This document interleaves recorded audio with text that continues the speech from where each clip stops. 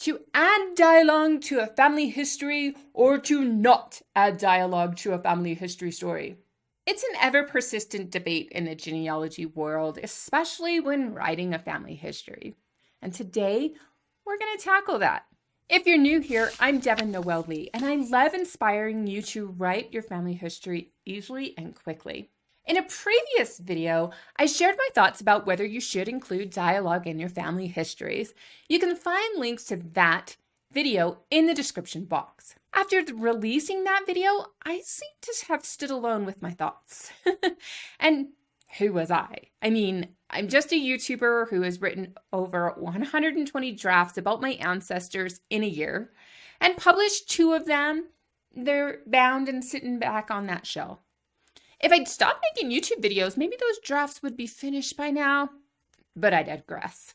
Now, while interviewing the incredible author Carol Baxter, who has written the book An Irresistible Temptation and other internationally acclaimed genealogies, the topic of whether to include dialogue in family histories came up. I want you to listen to what an award-winning author has to say on this topic, and then let me know if you agree.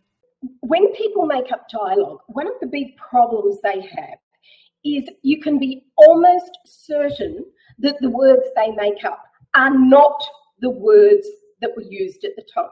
And I use a simple example when I give my writing lessons about if you say hello to another person, how does that person respond? They could say greetings, they could say hi, they could say how do you do, dude. So every time you even attempt to make up a word, a single word of greeting, the odds are you will get it wrong. And then when you go into a whole conversation, well, if you've ever tried to have a conversation with pre-plan a conversation with another person because you think it's going to be a little bit concerning, this conversation, there's stuff that's going to come out that you have to be very well prepared for. The one thing that always happens is the conversation doesn't go as you planned it to go. Whatever you had planned to say does not happen. Therefore, any time that you make dialogue up, the one thing you can be absolutely certain is that that isn't what was said.